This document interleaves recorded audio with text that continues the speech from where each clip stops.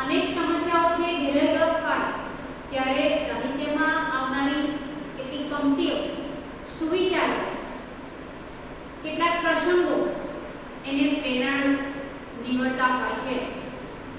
તો એવી કેટલીક પંક્તિઓ કે કેટલાક સુવિચારો આપણે જોઈશું અહીંયા.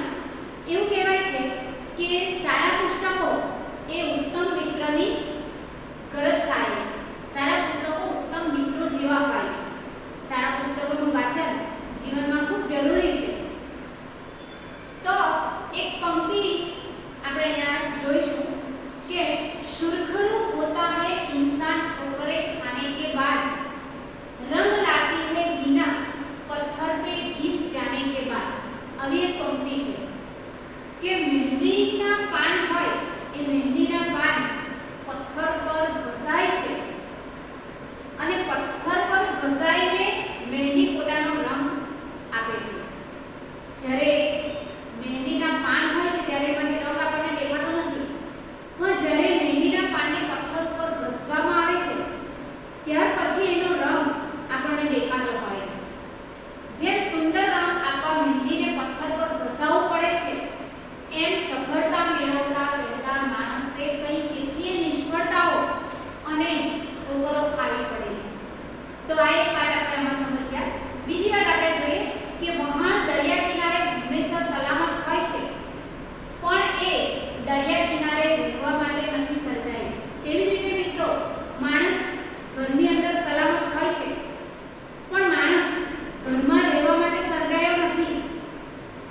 એ તો બહારની દુનિયામાં એવા પરાક્રમો કરશે, એવું સાહસ કરશે, એવી સફળતા મેળવશે કે જીવનની અંદર કંઈક કરીને બતાવશે. તો આવું જ એક પાઠ આપણે અહીંયા જોવાના છીએ ભૂલી ગયા પછી, જેના લેખક છે રઘુવીર ચૌધરી. તો લેખક પરિચય આપણે અહીંયા જોઈએ. નામ છે એમનું આખું રઘુવીર દલસિંહ ચૌધરી. એમનો જન્મ છે 5/12/1938. એમનો જન્મ બાપુપુરા, ગાંધીનગર જિલ્લાનું એક ગામ, અને ત્યાં એમનો જન્મ થયેલો. નવલકથાઓ એમણે રચી છે. નવલકથાઓ આપણે જોઈએ તો અમૃતા, વેણુવંશલા, ઉપરવાસ, કથાત્રયી. નાટક સંગ્રહો એમણે લખેલા છે અશોકવન, ઝૂલતા મિનારા, સિકંદર શાની. આ એમના નાટકો છે. એકાંકી સંગ્રહો છે એમના ડીમ લાઈટ, ત્રીજો પુરુષ. અહીંયા આપણે જે પાઠ ભણવાના છે ભૂલી ગયા પછી, આજે આપણો પાઠ છે એનો સાહિત્ય પ્રકાર છે એકાંકી. તો આ ત્રીજો પુરુષ નામનો એમનો જે એકાંકી સંગ્રહ છે, એ એકાંકી સંગ્રહમાંથી આ પાઠ લેવામાં આવ્યો છે. એકમાંથી તમને પરીક્ષાની અંદર પૂછાય છે. ત્રીજો પુરુષ નામનો જે એકાંકી સંગ્રહ છે, એ એકાંકી સંગ્રહમાંથી આ પાઠ લેવામાં આવ્યો છે. એટલે રઘુવીર ચૌધરીનો પાઠ આપણે આજે જોઈશું. એકાંકી આપણે જોઈશું, સાહિત્ય પ્રકાર એકાંકી. તો મિત્રો, આ પાઠની શરૂઆત કરતા પહેલા આપણે કેટલીક વાત અહીંયા ધ્યાનમાં રાખીશું કે પાઠ છે એકાંકી. હવે સ્વાભાવિક છે તમે ક્લાસમાં હો તો હમણાં બધા જ પાઠ વાંચવા માટે હાથ ઊંચા કરે કે ટીચર અમે વાંચવાના. કારણ કે પાત્ર પ્રમાણેનો પાઠ છે. એકાંકી છે. એકાંકી એટલે નાટકનો જ એક પ્રકાર છે. એ નાટકનો જ એક પ્રકાર એટલે સ્ટેજ ઉપર ભજવાયેલું એકાંકી, એક અંશનું આખું નાટક. તે એવા નાટક પ્રકારનો પાઠ છે એટલે એની અંદર કેટલાક પાત્રો હોય. તો અહીંયા પાત્ર પરિચય હું તમને કરાવીશ. પાત્રની અંદર સલોની છે, કનોજ છે. એ સલોની અને કનોજ એ આ પાઠની અંદર આબુ ઉપર, આપણે જે માઉન્ટ આબુ તરીકે ઓળખીએ છીએ, એ આપણા ગુજરાતની અંદર જ આવેલું એ માઉન્ટ આબુ તરફના વિસ્તારમાં પર્વતારોહક તરીકે એ બંને જણા આવ્યા છે, સલોની અને કનોજ. બીજા બે પાત્રો મુખ્ય છે એકાંકીની અંદર, પાઠની અંદર, એ છે નરેન અને મનીષા. નરેનનું પાત્ર મુખ્ય છે, મનીષાનું પાત્ર મુખ્ય છે. આ નરેન અને મનીષાનું જે પાત્ર છે એ પાત્ર આપણે અહીંયા ધ્યાનમાં રાખવાનું છે. બીજું પાત્ર છે આનંદનું છે. આનંદ એ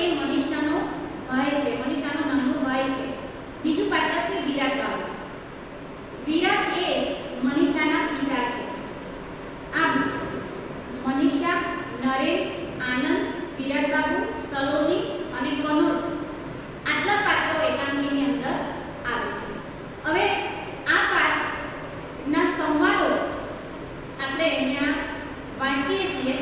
પાઠ તમે ક્લાસમાં હોય તો પાઠના સંવાદો વાંચીને તમે પાઠની મજા માણતા હો, પણ અહીંયા આપણે એવો પ્રયાસ મેં આજે કર્યો છે કે તમે પાત્રોના સંવાદો, આપણે જો આ પુસ્તક છે, આ પુસ્તકની જે આખી વાત છે, સંવાદો જે છે એ સંવાદોની એક નાટ્ય સ્વરૂપ તમને હું અહીંયા પ્રોજેક્ટર દ્વારા બતાવું છું કે જેની અંદર પાત્રો એકબીજા સાથે તમારી ચોપડીની જ વાત, ચોપડીના જ સંવાદો પાત્રો બોલે છે. એટલે મિત્રો જ્યારે તમે વિડીયો જુઓ ત્યારે ચોપડી સાથે રાખશો તો તમને વધારે સમજ પડશે.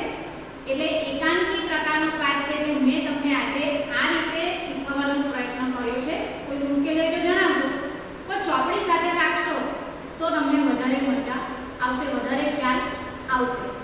તો હવે જોઈએ આપણે એના સંવાદો. સૌથી પહેલા સલોની અને કનોજ. તમે જુઓ છો કે આ પહાડી વિસ્તાર છે અને રસ્તા પરથી એ બંને જણા આવી રહ્યા છે અને બંને જણા એકબીજા સાથે વાતચીત કરી રહ્યા છે. એ વાતચીતમાં ત્રણ બાબત તે લોકો વાતચીત કરે છે. એ ત્રણ બાબત કઈ છે, કોને મળે છે, કેવી રીતે સંવાદો બોલે છે, એ આપણે અહીંયા જોઈશું. વનશિબિરમાં આવેલા સલોની અને કનોજ ખભે દોરડા ઉડાવી સ્ફૂર્તિથી ચાલ્યા આવે છે. એમની વચ્ચે એક બાળપણના સ્નેહી નરેનને જોઈને મનીષા ભાષણ કરતા નથી ગયું. બે અકસ્માતો લડવા છતાં એણે હિમાલયના શિખરો સર કરેલા. અને ત્રણ ગઈકાલે એણે એક કુટુંબને બીચ સામે રક્ષણ આપી બચાવી લીધું. એ વિશે વાતચીત થાય છે.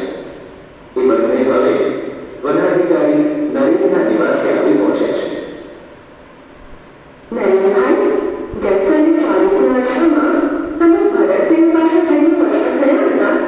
હા, તમે લોકો એ વિસ્તારમાં હતા તો મને બોલાવ્યો કેમ?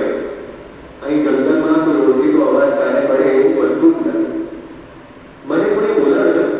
ના, તમને જોઈને કોઈ બોલતા અટકી ગયેલું. મારા જેવા સાદા માણસને તારી આ ગોપી ધોરણી નહીં સમજાયા. લો, આ સમાચાર વાંચો.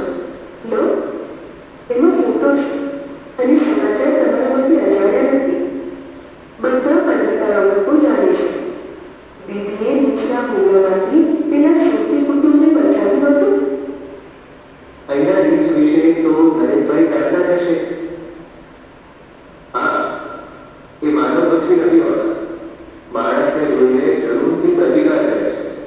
એમના હાથના પંજા આપણા મોં પર વાગી ગયા તો ભારે જોખમ, અને આ સમાચાર મુજબ તો ભાગ્યે જ બચે.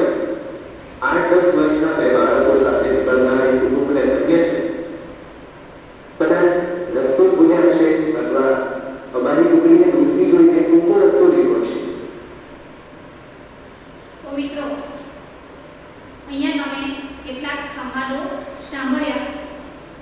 જે સંવાદો સલોની અને કનોજ જ્યારે રસ્તા પરથી આવતા હતા ત્યારે ત્રણ બાબતે અહીંયા તમને 1, 2 અને 3 વાત આપી છે.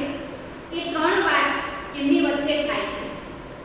એ ત્રણ બાબતમાં તેઓ વાતચીત કરે છે કે પર્વતારોહક કરીને આવ્યા પછી બાળપણના સ્નેહી નરેનને જોઈને મનીષા ભાષણ કરતા અટકી ગયેલી.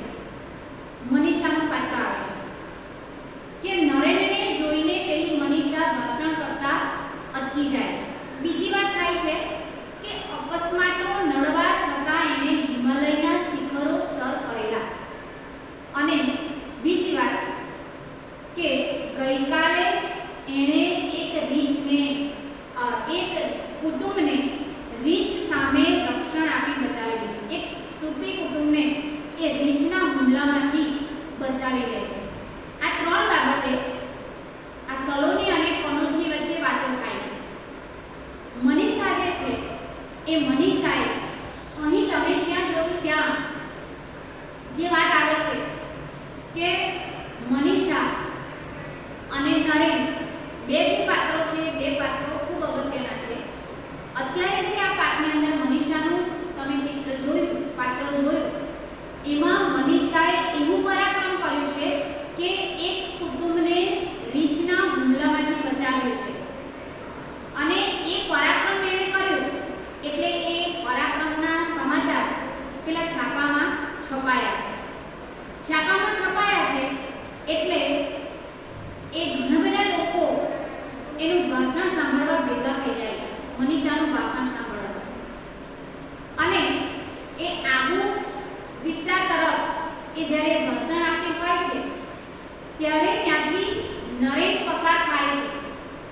એ નરેનને જોઈને મનીષા ભાષણ કરતા અટકી જાય છે. આટલી વાત બને છે આપણે જે આ વર્ગ જોયો એની અંદર. હવે પ્રશ્ન મનમાં એમ થાય કે મનીષા નરેનને જોઈને વળી કેમ અટકી ગઈ હશે? એણે આવું પરાક્રમ કર્યું છે તો નરેને તો ખુશ થવું જોઈએ, પણ નરેનને જોઈને મનીષા અટકી જાય છે. પણ મિત્રો સમજવાની વાત એ છે કે આપણો જે એકાંકી છે, એકાંકીની વિષય વસ્તુ એવી છે કે નરેન અને મનીષા જે છે એ નરેન ને મનીષા બંને એકબીજાને ઓળખે છે. ઓળખે છે એટલા માટે આજે ફરી એ લોકો અચાનક ભેગા થયા છે. વાત એવી બને છે કે આ એકાંકીની અંદર ત્રણ વાત બને છે, ત્રણ ઘટનાઓ બની છે. છેલ્લી ઘટનાની વાત આપણે અહીંયા કરવાના છીએ. તો આગળની વાત એવી છે કે નરેન અને મનીષા જે છે એ બંને એકબીજાને પ્રેમ કરતા હતા. નરેન અને મનીષા બંને પ્રેમી પંખીડા હતા. પણ એટલે એ બંને જણા વચ્ચે સંબંધ બંધાય છે, એકબીજાને પ્રેમ કરે છે. પણ એવી કેટલીક અડચણો આવે છે, એવી કેટલીક મુશ્કેલીઓ આવે છે કે જેને કારણે બંને પાત્રો એકબીજાથી છૂટા થઈ જાય છે, વિચ્છેદ સર્જાય છે. સંબંધ જોડાય છે, વિચ્છેદ સર્જાય છે. વિચ્છેદ એટલે છૂટા પડે છે. બંને પાત્રો એકબીજાથી છૂટા પડી જાય છે, લગ્ન થઈ શકતા નથી. એટલે એ બંને પાત્રો એકબીજાની સાથે ભેગા થતા નથી અને છૂટા પડી જાય છે. છૂટા પડી ગયા હોવાથી એ બંને પાત્રો નરેન અને મનીષા એ બંને એકબીજાથી ઘણા વર્ષો પછી આજે એટલે કે અહીં આપણે જે પાઠ ભણીએ છીએ ત્યાં ભેગા થયા છે. મનીષાની નજર જ્યારે ભાષણ કરતી હતી ત્યારે નરેન ઉપર પડે છે. નરેનને જોઈને મનીષા ભાષણ કરતા અટકી જાય છે. એટલે આ ત્રણ બાબત એકાંકીમાં અગત્યની છે કે પહેલા તો સંબંધ બંધાય છે, એ પાત્રો છૂટા પડી જાય છે અને 4 વર્ષ પછી એ પાત્રો આ એકાંકીની અંદર ભેગા થયા છે, એકબીજાને મળ્યા છે. બંને પાત્રો એકબીજાને છૂટા થયા છે. એમાં આપણે જોવાનું એ છે કે નરેન જે છે એ નરેન વન અધિકારી છે, ફોરેસ્ટર છે. ફોરેસ્ટ એટલે જંગલ ખાતાના અધિકારી તરીકેની એ સેવા બજાવી રહ્યો છે. એટલે એ વન અધિકારી છે, વન સંરક્ષણની તાલીમ એને મેળવી છે અને વનનો જંગલ વિસ્તારનો અધિકારી છે. પણ જ્યાં પેલી મનીષા પર્વતારોહકના કોચ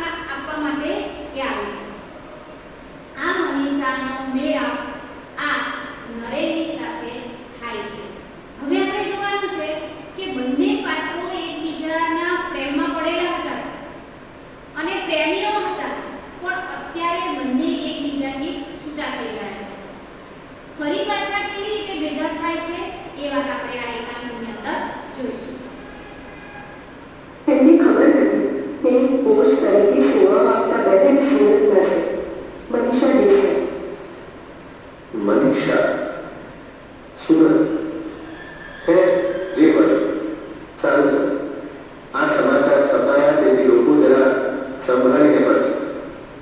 અમે પણ તમને કશું રોચક ના લાગ્યું? તું કેમ આજે બધું આ રીતે પૂછે છે શું સલોની? એ જ કે હું પૂછું છું એ બધું એને જાય છે. તમે આમાં સુષ્ટ રીતે થઈ ગયા. મમ્મી તો કહેતી હતી મામાના નરેનભાઈ મોટા કવિ થશે. કહે છે કે નૈસર્ગિક સૌંદર્ય પાછળ તમે ગાંડા હતા. તેથી તો ફોરેસ્ટ ઓફિસરની તાલીમ લીધેલી. એમાં તથ્ય હશે, પણ મારી રીતે કહું તો હું માના હૃદયના સૌંદર્ય પાછળ ગાળો હતો. પ્રકૃતિ એની બાહ્ય છબી હતી, પણ જીવનમાં એક અણધારી ક્ષણ આવી. ઊંડો આઘાત કરી ગઈ. મૂળ વસ્તુ ગુમાવ્યા પછી એની બાહ્ય છબીનો આ નૈસર્ગિક સૌંદર્યનો પણ એટલો મહિમા ન રહ્યો. હવે માત્ર નોકરી કરું છું, અલબત્ત નિષ્ઠાથી. તમે લગ્નના બધા માર્ગાથી પાછા ફેર્યો છો. એટલા માટે કે મનીષા દેસાઈ નામની નમણી ને નાજુક કન્યા પર તમે કવિતાઓ લખતા, પણ એને લગ્નની ના પાડી. એ નમણી અને નાજુક હતી એ ખરું, પણ એના પર કવિતા નહોતો લખતો. હું એને જ કવિતા વાંચતો હતો. અને બીજું, એને ના નહોતી વાંચતી. હે એ નાજુક કન્યાનું નામ મનીષા હતું. અટક દેસાઈ અને ગામ સુરત હતું. તેથી આ ખડતા અને નિર્ભય કન્યાને હું મારા પૂર્વજીવનની મનીષા માની લઉં. હવે તો એની અટક પણ બદલાઈ ગઈ હશે. અને ન બદલાઈ હોય તો જે મિત્રો, અહીંયા તમે સંવાદ સાંભળ્યા કે સલોની જે છે એ સલોની પેલા નરેનને મનીષાનો પરિચય કરાવે છે. એને આડકતરી રીતે એવા પ્રશ્નો પૂછે છે અને ખ્યાલ એવો બેસાડે છે કે તમને જોઈને કાલે જે ભાષણ કરતા અટકી ગયું એ મનીષા છે. મનીષા ને નરેન જે ઓળખતો હતો, જેને એ પ્રેમ કરતો હતો, જેના ઉપર એક કવિતા લખતો હતો, એની વાત સલોની કરે છે. સલોની કહે છે કે મમ્મી તો કહેતા હતા કે તમે બાહ્ય સૌંદર્ય તરફ એવા ગાંડા હતા, કવિતાઓ લખતા હતા. ત્યારે નરેન એવું વાત કરે છે કે હું કવિતા લખતો તો જરૂર, પણ એ મનીષા જ ખુદ કવિતા હતી. પણ એને એવો વસ્તુ રજૂ કર્યો કે જીવનમાં એક અણધારી ક્ષણ આવી અને ઊંડો આઘાત કરી ગઈ. એવી અણધારી ક્ષણ આવી, એના ઉપરથી આપણને ખ્યાલ આવી ગયો કે નરેનના મનમાં હજુ પણ વસવસો છે કે મનીષાથી દૂર થઈ ગયો છે અને મનીષાને એના ખ્યાલની અંદર યાદ કરે છે.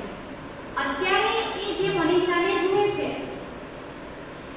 રીંછના હુમલામાંથી જે મનીષાએ સુરતી કુટુંબને બચાવ્યું, એ મનીષા કેવી છે તો કે સાહસ કરનારી છે, પરાક્રમ કરનારી છે. નરેન જે મનીષાને ઓળખતો હતો એ મનીષા કેવી હતી? નાજુક, નમણી હતી, એવી સ્વરૂપવાન હતી, એવી સુંદર દેખાવડી હતી. અને એ મનીષાના પ્રેમમાં આ નરેન પડેલો હતો. પણ અત્યારે જે મનીષાને જુએ છે એ મનીષા કેવી છે તો કે ખડતલ છે, સાહસિક છે.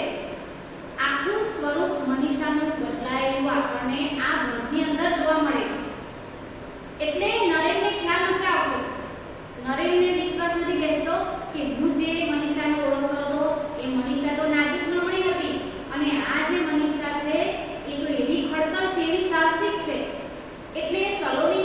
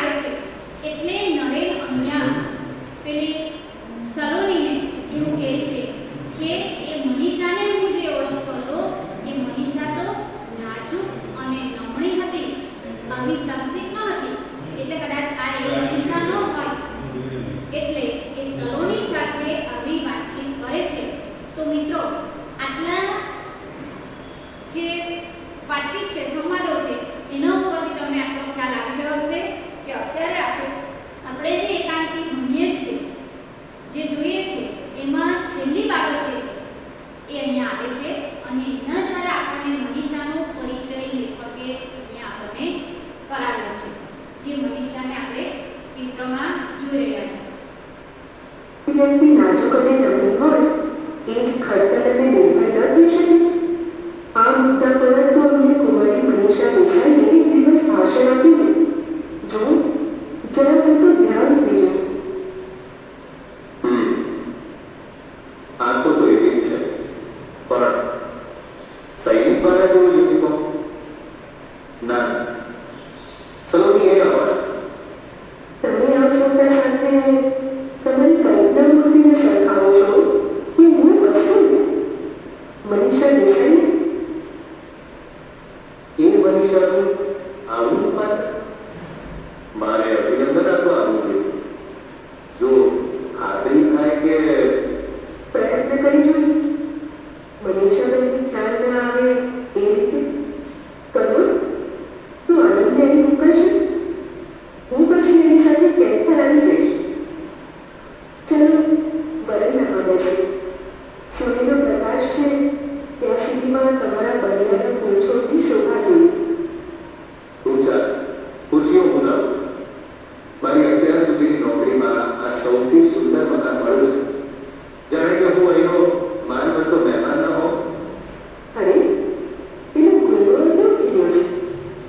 એની ઉંમર જોડે છે આપણા બંનેની ઉંમરના સરવાળાથી પણ વધારે હશે. નજર પડી ત્યારે મને પણ આવો જ પ્રશ્ન થયો. આટલું કરડું ઝાડ આટલું પ્રફુલ્લિત થઈ શકે? અરે આ પેલો દોડતો આવે એ તો મનીષાનો નાનો ભાઈ. આટલા વર્ષે બાળક જ રહ્યો. બરાબર 4-4.5 વર્ષે હું જોઉં છું. હવે કંઈ બાકી છે ખાતરી કરી લેવા? હા, મૂળ વસ્તુ મનીષાનું મન. તો જોયું મિત્રો, નરેને કહ્યું કે દૂરથી પેલો જે આવી રહ્યો છે એ મનીષાનો નાનો ભાઈ છે, અને એણે એના શબ્દોમાં કહ્યું કે હું બરાબર એ આનંદને 4.5 વર્ષે જોઉં છું. એટલે અહીંયા આપણે એ જોવાનું રહ્યું કે આવનારો જે પેલો આનંદ છે મનીષાનો ભાઈ છે, અને એ મનીષાના મળ્યા પછી 4.5 વર્ષનો સમયગાળો પસાર થઈ ગયો છે. 4.5 વર્ષે આજે ફરી એ મનીષાનું સ્મરણ આ નરેનને થયું છે. એ નરેન જે મનીષાને ઓળખતો હતો, મનીષાના પ્રેમમાં હતો, એ નરેન અત્યારે મનીષાનું આવું ખડતલ રૂપ જોઈને એને ખ્યાલમાં નથી બેસતું, એને મનમાં બેસતું જ નથી કે શું ખરેખર આ પેલી મનીષા છે જે મનીષા કેવી હતી? નાજુક, નમણી હતી અને એવી ડરપોક પણ હતી. અને એવી મનીષાનું અત્યારે ખડતલ સ્વરૂપ જોઈએ છે. એટલે હવે એને ખાતરી થઈ કે પેલો જે આવી રહ્યો છે દૂરથી એ મનીષાનો ભાઈ છે. એટલે ખરેખર એ પેલી જ મનીષા છે જે મનીષાને એ પ્રેમ કરતો હતો. એટલે હવે ખાતરી થઈ ગઈ કે આ તો એ જ મનીષા છે. અને હવે ખાતરી કરવાની બાકી શું રહી કે મનીષાનું મન. એને લાગતું હતું કે 4.5 વર્ષે હું આજે ફરી મનીષાને મળીશ, પણ એ મનીષા ખરેખર શું એ મને ચાહે છે ખરી? નરેન તો મનીષાને ચાહે છે. એને હજુ સુધી લગ્ન કર્યા નથી. 4.5 વર્ષ પૂરા થયા, પણ છતાં નરેન મનીષાથી છૂટો થયો ત્યાર પછી ક્યારે પણ એને બીજા પાત્રને પ્રવેશ આપ્યો નથી. એણે હજુ સુધી લગ્ન કર્યા નથી. એટલે આપણને શું રહ્યું કે હજુ મનીષાને પ્રેમ કરે